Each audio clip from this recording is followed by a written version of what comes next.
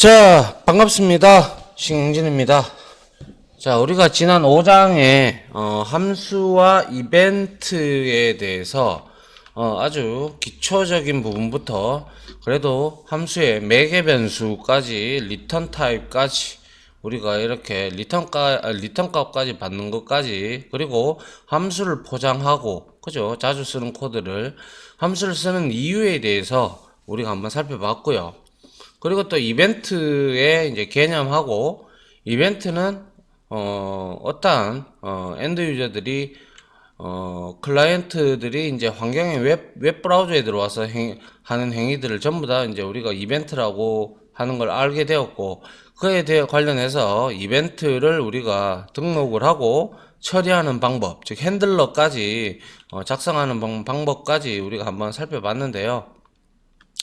말씀드린 바대로 지난 5장에서 제가 말씀드렸지만 함수는 그렇게만 있는 것은, 물론 기본적인 함수만 써도 되기야 되겠습니다만은, 중요한 거는 이 함수에도 종류가 여러 가지가 있습니다. 그래서 그 종류들을 알고 우리가 이제 알고 써야 된다 이거죠. 그래서 요번에 다룰 것은요, 함수의 종류들을 알고, 그리고 그 함수를 어떻게 하면 우리가 이때 이런 함수를 쓰면 효율적이고 저때 요런 함수를 쓰면 효율적이다, 뭐 그런 등등의 어떻게 보면 함수에서 디테일한 부분까지 한번 살펴보도록 하겠습니다, 이번 장에서. 자, 그래서 먼저 한번 보도록 하죠. 자, 함수의 분류라고 되어 있어요, 그죠? 함수의 분류. 함수는 우리가 지금까지 우리가 봤던 것 중에서 우리가 분류를 할 수가 있는데요. 크게 두 가지입니다. 크게 이제 펑션이 이제 크게 두 가지로 나눌 수가 있는데, 첫 번째는 바로 여러분들이 지금까지 만들었던 소위 말해서 뭐 add라든지 뭐 divide라든지 이런 함수들 있죠, 그죠? 그런 함수들이 바로 사용자가 필요한 기능을 직접 만든 함수를 우리가 사용자 정의 함수다라고 얘기해요. 결국에는요, 이 사용자 정의 함수는 사람들이 생각하기에 따라서, 즉 프로그래머들이 생각하기에 따라서 진짜 무한대로 그죠? 언리미티드 하죠. 계속 나올 수 있는 함수가 사용자 정의 함수가 되죠.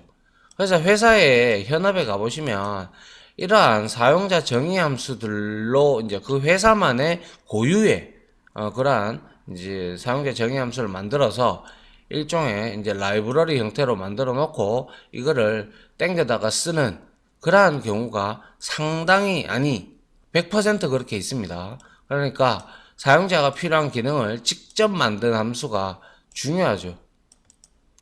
이거를 이제 만들 줄 알고, 이제 함수의 종류에 따라서 우리가 배우고 그거에 따라서 이런 함수를 만들 줄 아셔야 이제 함수를 좀 한다 라고 이제 우리가 얘기를 할 수가 있겠죠. 그래서 함수의 한 90% 이상은 이겁니다. 이거 사용자 정의 함수 아시겠죠? 자, 그 다음에 이 사용자 정의 함수 말고요, 자바스크립트에서 제공해주는 함수들이 있었죠. 그걸 우리가 코어라고, 코어는 허리인데, 그죠? 코어 이런 함수 해서 자바스크립트 코어 함수, 그 중요한 기능을 하는 자바스크립트에서 제공해주는 함수가 있어요. 그죠? 우리가 많이 썼다, 그죠? false int라든지 false float, 그리고 뭐 mass random, 그리고 또 뭐 mass floor, 뭐 이런 것들, 그죠? 이런 것들은 자바스크립트가 기본적으로 제공을 해주는 함수를 우리가 코어 함수, 그래서 중요한 함수다라고 해서 코어 함수라고 하고요. 우리가 이제 편하게 하기 위해서 이 함수들을 가져다가 쓰기만 하면 된다는 거죠. 맞습니까? false int는 여러분들도 잘 아시다시피 뭡니까? 문자열을 숫자로 바꿔주는 거. 그리고 얘는 0.0에서 0.99 사이에 난수, 랜덤수를 이제 발생을 시키는 함수죠. 그래서 우리가 좀 써봤다, 그죠? 예, 이런 것들은 이제 우리가 코어 함수, 자바스크립트에서 제공해주는 함수다라고 생각을 하시면 되고요. 이거와 두 개의 차이점은, 이거는 이미 만들어져서 나오기 때문에 우리가 가져다 쓰기만 하면 되고요. 이거는 여러분들이 직접 함수명도 정해야 되고, 뭐 함수명이 때에 따라는 없을 수 없는 익명 함수가 될 수도 있습니다. 그래서 함수를 정할 수도 있고요. 그리고 여러분들이 직접 함수가 기능을 할 수 있도록 구연부, 그죠? 그 구연부를 여러분들이 직접 만들어야 되는 거죠. 그런 차이가 있고, 중요한 거는, 이 둘 중에서 중요한 거는 얘를 많이 아는 것도 중요하죠. 왜? 편리한 기능들을 제공을 하니까, 이런 기능들을 우리가 가져와서 쓰면 되고, 만약에 근데 예를 들어 이런 경우가 있죠. 뭐 아무리 자바스크립트에서 코어 함수가 좋은 함수를 많이 제공해 준다고 뭐 예를 들어서 치자고요.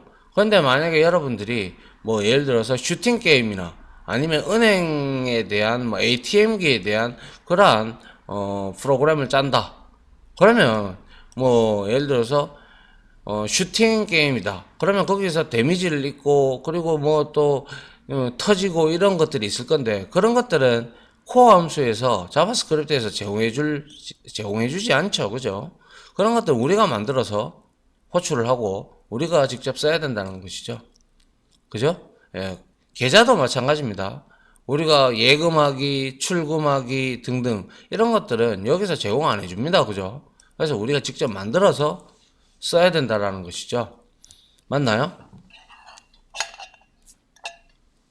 그래서 이런 두 개의 함수로 크게 나누어지고요. 이제 한번 이제 실질적으로 한번 살펴보도록 하죠. 자, 사용 방법입니다. 사용 방법에 따른 함수의 종류예요. 그래서 사용 방법에 따라서 우리가 이렇게 한 5가지 정도로 나눌 수가 있는데요. 이거를 다 아시면 이제 함수 좀 한다 이렇게 보시면 돼요. 여튼 일반 함수는 이미 5장에서 우리가 살펴봤듯이 가장 일반적으로 사용한 함수를 지칭을 합니다. 뭐 이런 거 있잖아요. 이렇게 우리가 여기에다가 function 이렇게 하고 여기에다가 뭐 add 하고 여기에다가 x, y 하고 이렇게 해서 여기 어쩌고 저쩌고 우리가 이렇게 어쩌고 저쩌고 이렇게 만들고 호출할 때 add 하고 10, 20 뭐 이렇게 준다. 그죠? 이런 게 아주 기본적인 함수, 일반 함수가 됩니다. 아시겠죠? 그리고 이제 중첩 함수 좀 헷갈릴 수가 있는데요. 이거는 함수 안에 함수가 있는 경우, 그러니까 함수 안에 또 다른 함수가 그 안에 또 들어있는 경우가 있어요. 그래서 이럴 때는 우리가 중첩되었다라고 하죠. if문 안에도 또 다른 if문이 들어갈 수 있듯이, 그래서 함수 안에 함수가 있어. 그러면 우리가 중첩되었다라고 하고, 통상적으로 우리는 이런 것들을 이제 nested function이라고 얘기를 하는데, 그래서 함수 안에 함수가 있는 경우 중첩되었다라고 하고요. 그리고 이때 함수 안에 있는 함수를 중첩 함수라고도 한다. 뭐 이렇게 되어 있는데, 엄밀히 얘기하자면 이거예요. 이렇게 있으면 펑션이 뭐 a가 있어요. 그리고 나서 여기 안에 또 펑션이 있는 거예요.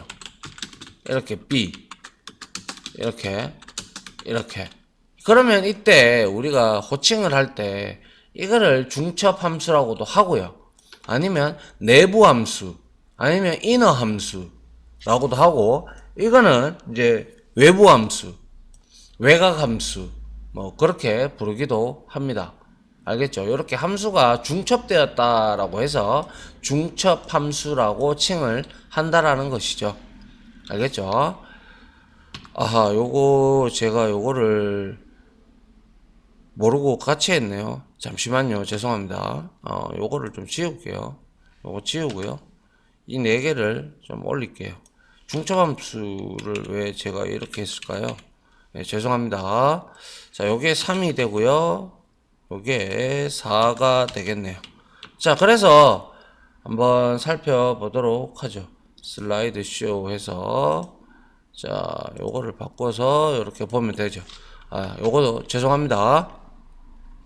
자, 그 다음에 콜백 함수라는 게 있는데요. 상당히 중요한 개념이죠. 상당히 중요한 개념이고 아주 많이 씁니다. 그래서 우리가 이미 썼었던 적도 있어요. 그래서 함수 실행 결과 값을 리턴이 아닌 매개 변수로 넘어온 함수를 호출해서 넘겨주는 방식을 콜백이라고 하며, 이때 매개 변수로 넘어온 함수를 콜백 함수다라고 한다. 뭐 이거 한국말로 적어놨는데 우리가 지금 무슨 말인지 잘 모르겠다, 그죠?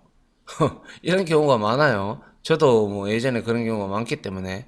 자, 함수를 실행하게 되면 반드시 결과값이 있는 것도 있겠지만 없는 것도 있어요. 근데 결과값이 있다라고 볼 때 이 값을 리턴이 아닌 매개 변수로 넘어온 함수를 호출해서 넘겨주는 방식을 콜백이라고 한다.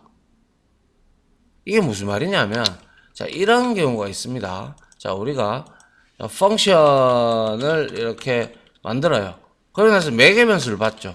x, y 하고 여기에다가 콜백이라고. 근데 이걸 콜백이라고 적으셔도 되고요.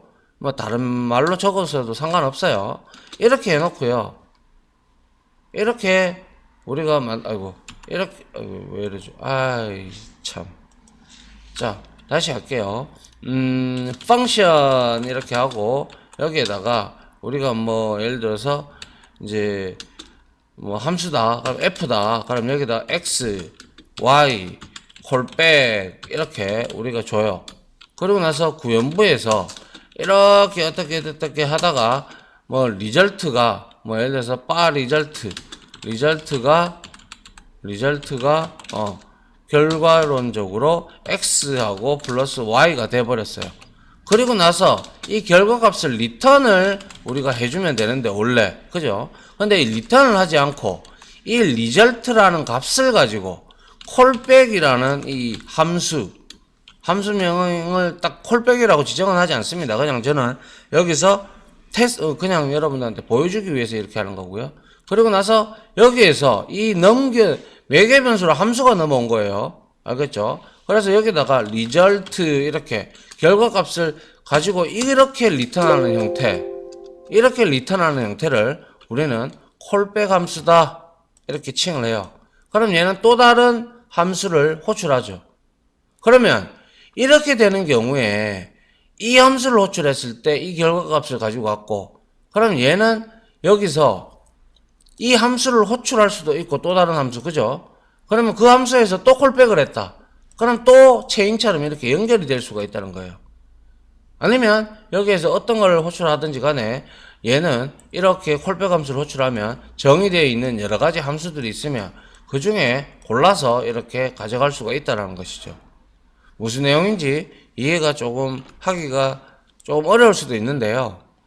그래도 여러분들이 실습을 통해서 우리가 한번 확인을 해보면 여러분들이 쉽게는 아니더라도 연습이 되면 여러분들도 충분히 이해할 수 있지 않을까라고 개인적인 생각을 합니다. 그래서 이런 콜백 함수는요, 주로 아까 벌써 보셨지만 주로 함수 내부에서 우리가 결과값이 나오잖아요. 동사한 거죠. 그러고 나서 그 결과값을 함수의 외부로 또 다른 함수를 호출하면서 외부로 보낼 때 우리가 넘겨줄 때 사용을 해요. 그래서 일종의 리턴문하고 비슷하다라고 생각을 하시면 될 것 같고요. 그리고 이 콜백 함수를 우리가 사용하기 전에 예를 들어서 이런 경우죠. 사용하기 전에는 이렇게 콜백 함수를 사용하기 전에는 우리는 펑션 이렇게 하고 함수 이름을 여기다가 넣어주고, 그죠? 뭐 예를 들어서 name이다. 그럼 여기에다가 이렇게 넣어주고 우리가 여기에다가 뭐 들어갔어요? 그죠? 함수의 로직 구현, 그죠? 로직 구현 부분이 이렇게 많이 있죠, 그죠? 로직 구현 부분 이렇게 나눈답니다. 이렇게 해서 우리는 함수를 만들죠. 근데 콜백 함수를 쓰게 되면 우리가 어떻게 만들어지는지 아까 말씀드렸다시피 이렇게 펑션 이렇게 하고요. 그리고 name이다. 그죠? name이다. 이렇게 하고 여기에다 콜백 이렇게 줘요. 그리고 나서 다시 여기에서 어떻게 한다? 그죠? 일단 여기에서 뭔가 로직 구현 부분이 있을 거란 말이죠. 결과값을 도출하기 위해서 로직 구현 부분이 이렇게 존재하고요.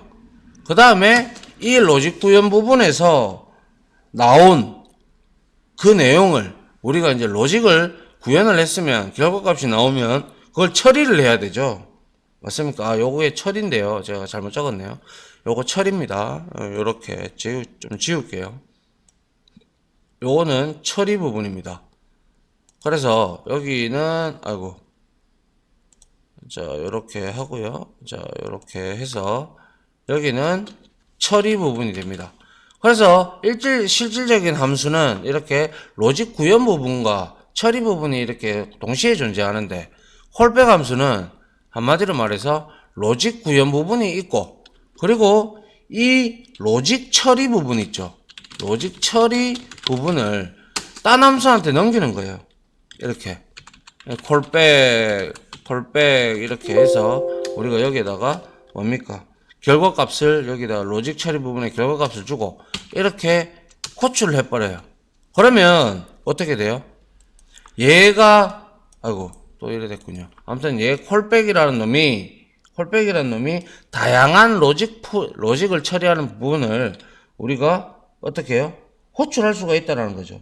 그래서 다양하게 로직 구현, 로직 처리 부분을 되어 있는 그러한 펑션들을 우리가 여기서 호출해서 쓸 수가 있고, 때에 따라서는 우리가 좀 더 계속 연결해서 체인처럼 우리가 사용을 할 수도 있다라는 그러한 내용을 말씀을 드려보고 싶네요.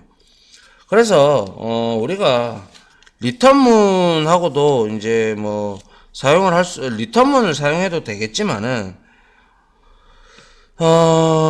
이제 콜백 함수를 이용을 하게 되면 리턴 값이 있는 함수 구문을 우리가 대신해서 사용을 할 수가 있고요. 그래서 리턴 값을 이용을 하면 우리가 아시다시피 뭡니까? 또 다른 값을 이제 우리가 가지고 오고 뭐 이렇게 내보내고 이렇게 등등을 합니다. 뭐 여튼 이게 바로 콜백 함수다라는 거죠. 그래서 함수의 로직 구현 부분에서 나온 결과값을 또 다른 함수 외부로 넘겨주는 방식을 우리가 콜백이다라고 합니다. 알겠죠? 그래서 이때 매개 변수로 넘어온 얘를 이제 함수니까 얘를 이제 들고 우리가 콜백이다라고 얘기를 합니다. 알겠죠? 자, 그리고 나서 이러한 콜백 함수를 우리가 보면 되고요. 그 다음에 네 번째로 클로저 함수가 있어요. 클로저는 아마 초보자들 같은 경우는 생각하기에 상당히 힘들 수가 있습니다. 왜냐하면 이거는 완전 전역 변수, 일반 변수, 변수의 스콥을, 그리고 변수가 우리가 살아있는 생명 주기에 대해서 배웠는데, 걔는 함수가 끝이 나면 같이 사그러든다, 사라진다라고 배웠지만 이 클로저 함수에서는 그렇지 않아요. 그래서 한번 보세요. 일반적인 함수의 경우 함수 호출에 의해서 함수 내부의 실행 구문을 모두 실행하게 되면 함수 내부에 만든 지역 변수가 자동으로 사라지지만, 어떤 경우에는 사라지지 않고 남는 경우가 존재하는데요. 우리가 이 현상을 클로저라고 하고, 이 현상을 일으키는 함수를 우리가 클로저라고 하는 겁니다. 그래서 예를 들면 이런 경우가 되겠죠. 뭐 예를 들어서 우리가 펑션에서 중첩함수에서, 그죠? 그래서 여기에서 외부 함수명이 될 거고요. 그래서 여기에서 이렇게 해놓고 그 다음에 여기에다가 우리가 지역 변수로, 그죠? 지역 변수로 여기에다가 뭐 예를 들어서 뭐라고 할까요? 뭐 이렇게 해서 일반 함수를 해서 카운트는 0이다, 1이다 이렇게 해놓고요. 그 다음에 여기에다가 펑션을 하나 더 만드는 거예요. 그래서 만약에 btn 이게 이벤트를 걸었다 그러면, 그래서 달러 하고 여기에다가 btn, 그죠? btn 하고 점 클릭을 우리가 하게 되면 어떻게 된다고요? 클릭을 하게 되면 자 여기에서 우리가 뭐예요? 뭐 on을 써도 되고요. 뭐 예를 들어서 on 이렇게 했어요. 그리고 나서 클릭이라는 놈이 발생을 하면 여기에서 펑션을 하나 더 만들어라. 이렇게 우리가 이렇게 줄 수 있잖아요. 그죠? 펑션하고 여기에다가 이렇게 하는데 구현을 하는데 여기에다가 카운트 뿔뿔 이렇게 해버려요. 그리고 여기에서 알러트를 해서 카운트를 찍게 돼요. 그죠? 이렇게 찍게 되면 어떻게 돼요? 그죠? 이 값은 분명히 함수 내부에 존재하기 때문에 얘가 함수가 끝이 나면 끝이 나야 되는데 이게 바로 이제 우리가 지역 변수로 함수를 호출을 했다.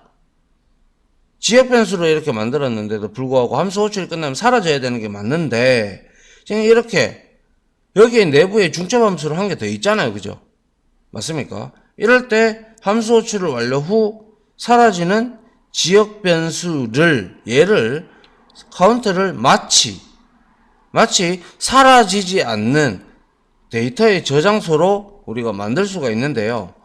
이러한 현상을 우리가 클로저라고 합니다. 클로저. 그래서 클로저라고 함수를 하고요.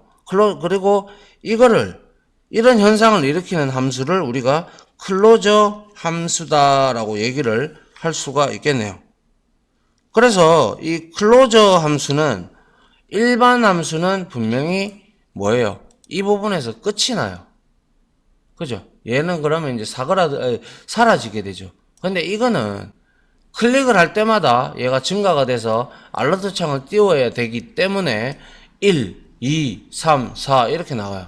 이게 이제 일반적인 우리가 프로그래밍 언어에서는 이거를 전역 변수를 선언해 가지고 스테이틱 변수라든지 이러한 변수를 선언해서 이렇게 쓸 수는 있겠습니다만은 이거 같은 경우는 우리가 클로저 현상을 일으키고 있는 거죠. 이게 클로저 현상이에요.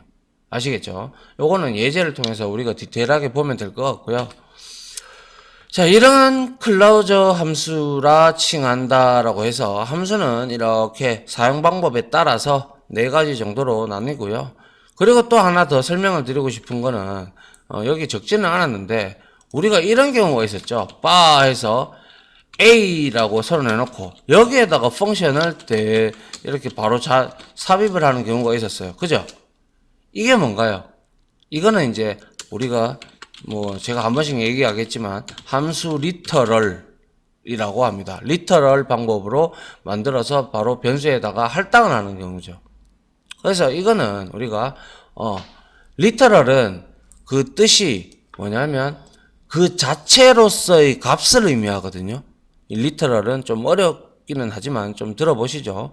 그 자체로서의 값을 의미합니다. 뭐 예를 들면 숫자 100이면 얘는 그 자체로서의 값을 지니고 있는 거죠. 그 자체로서의 값. 그리고 뭐 홍길동이다. 이것도 마찬가지로 홍길동도 그 자체로서의 값을 지니잖아요. 그죠? 이거를 우리가 리터럴이라는 개념이고요. 그래서 얘는 A라는 변수한테 함수 자체의 의미, 함수 자체를 여기다가 넣어서 마치 A가 함수인 것처럼 우리가 사용을 할 수가 있는 게 바로 함수 리터럴입니다. 요거는 제가 실습하면서 여러분들한테 한번 보여드리도록 하겠습니다. 자, 그 다음 볼게요. 자, 그 다음에는 이제 일반 함수는 우리가 살펴봤기 때문에 놔두고요. 자, 중첩 함수 한번 보죠. 함수 내부에는 일반 구문뿐만 아니라 새로운 함수 구문까지도 넣을 수 있다라고 했어요. 이때 함수 내부에 만들어지는 함수를 우리가 중첩 함수, 내부 함수, 이너 함수라고 우리가 칭을 합니다. 그래서 예를 들어서 펑션에서 여기에다가 아우터를 이렇게 만들었죠. 근데 여기 안에 inner라는 함수를 만들었고, 그런데 이 함수의 사용 범위는요, 어디겠어요? 그렇죠. 이 함수, 외부 함수의 안에서만 사용을 할 수가 있죠. 범위가. 그렇죠. 그래서 inner를 호출했고요. 그래서 결과론적으로 외부에서 이 아우터 함수를 호출하게 되면 얘가 호출이 되면서 뭐예요? 이 펑션이 정의가 되어 있고 여기 끝나는 부분에서 이 아우터 함수에서 이너 함수를 호출하고 있죠. 그러면 결국에는 우리는 여기에 이너 함수 호출됨이라고 이렇게 도큐먼트에 이제 웹 화면에 찍히게 되는 겁니다. 됐나요? 예, 이게 바로 중첩 함수다. 이렇게 보시면 될 것 같습니다. 자, 그리고 중첩 함수의 용도인데요. 이 용도는 뭐 앞서서 얘기를 안 드렸나요? 아무튼 얘는요. 내부 전용 함수죠. 그래서 중첩 함수는 함수 내부의 지역 변수처럼 함수 내부에서만 사용할 수 있다라고 말씀을 드렸고요. 그리고 함수 내부에서만 사용하는 기능을 중첩 함수로 만들어서 우리가 사용을 하는 거죠. 그래서 일반적으로 중첩 함수는 이름이 없는 이벤트 리스너. 자, 이벤트 리스너라는 건 어떤 이벤트가 터지는지 듣는 놈이죠. 듣는 놈이 리스너예요. 그래서 어떠한 이벤트가 터지면 들어서 실행을 하는 함수예요. 그래서 이렇게 되면 btn start라는 버튼이 되겠죠. 얘가 클릭이 되면 펑션에서 우리 이미 이거 해봤잖아요. 그죠? 이게 이제 중첩 함수다 이 말이에요. 함수 안에 또 다른 함수가 이렇게 들어가 있는 것이죠. 그죠? 그래서 알러트에서 우리가 이 레디가 되면 이 함수를 실행하시오 했는데 등록해 놓고 그 다음에 이렇게 함수를 등록해 놓으니까 이게 스타트가 클릭이 되면 자동으로 이제 듣고 클릭되는 걸 듣고 이벤트 리스너를 얘가 듣고 있는 거죠. 클릭이 되는지 안 되는지를 듣고 있잖아요. 그죠? 그리고 나서 클릭이 됐다. 그러면 안녕하세요를 이렇게 찍고 즉 이게 바로 클릭 이벤트 리스너가 중첩 함수로 사용된 형태가 되는 것이죠. 맞나요? 예. 그리고 아울러 중복 코드 또는 그룹화. 우리 이미 중복 코드를 제거할 때 함수를 쓴다. 그리고 그룹화까지 포장까지 우리가 해봤다. 그죠? 그래서 함수 내부에 커다란 기능이나 중복 코드를 내부 함수로 만들어서 또 이제 여기서 이제 쭉 이제 함수 내부에서도 여러 가지 이제 그러한 내용들이 또 중첩 함수를 이렇게 쭉 만들어질 수가 있을 거 아니에요. 그 로직 구현부라든지 그죠? 그러면 그러한 부분들을 이제 또 내부 함수로 만들어서 우리가 좀 복잡하게 된 것들은 내부 함수를 이렇게 정리를 해서 재사용할 때도 중첩 함수를 사용을 합니다.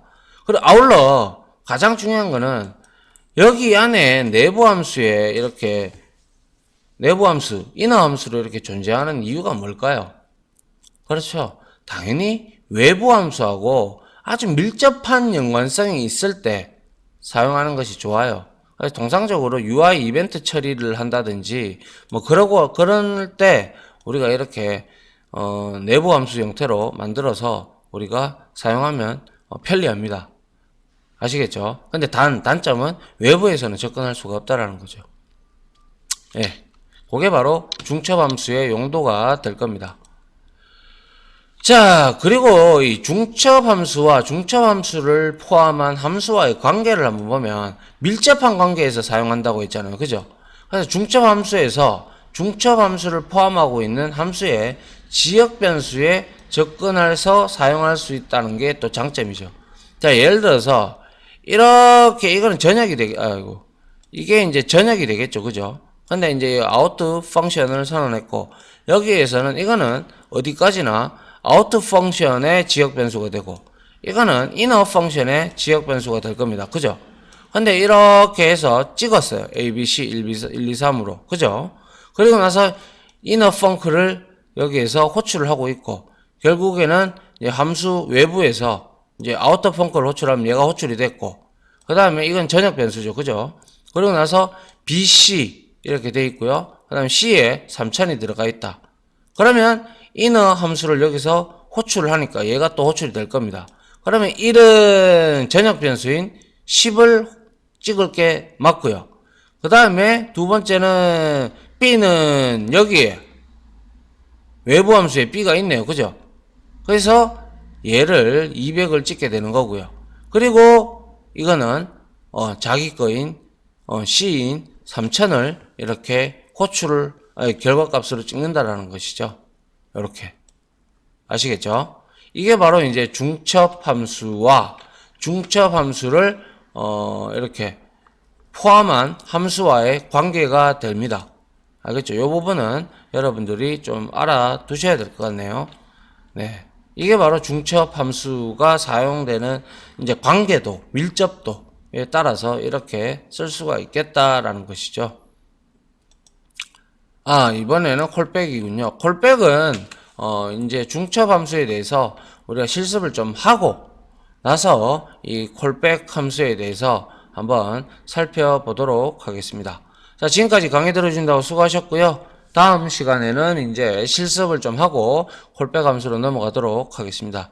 자, 다들 수고하셨습니다. 감사합니다.